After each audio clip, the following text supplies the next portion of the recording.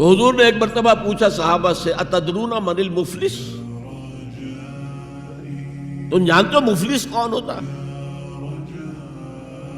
صحابہ نے جواب دیا المفلس عندنا من لا درہم لہ ولا دینارا، حضور ہم اس شخص کو مفلس سمجھتے ہیں جس کے پاس درہم و دینار نہیں ہے۔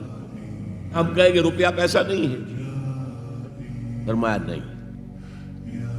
میری امت کا مفلس وہ ہوگا جو بہت سی نمازیں لے کر آئے گا، بہت سے روزے لے کر آئے گا، بہت سے حج لے کر آئے گا، بہت سے عمرے لے کر آئے گا،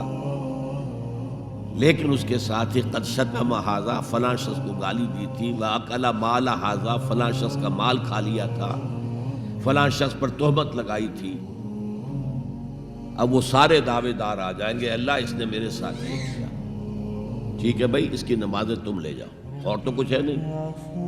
کوئی کرنسی تو ہے نہیں وہاں، نہ ڈالر ہے نہ یورو ہے، کچھ بھی نہیں، اعمال کی کرنسی ہے، نیکی تم لے جاؤ۔ کوئی اور دعوے دار آیا روزہ وہ لے گیا، اس کے پاس کچھ نہیں رہا، دعوے دار اب بھی باقی ہیں، اب ان کے گناہ جو ہے اس کے حساب میں پڑھنے شروع ہو جائیں، یہاں تک کہ دوسروں کے گناہوں کے بوجھ تلے دب کر وہ جہنم میں جھونک دیا جائے۔ یہ مفلس، تو یہ انداز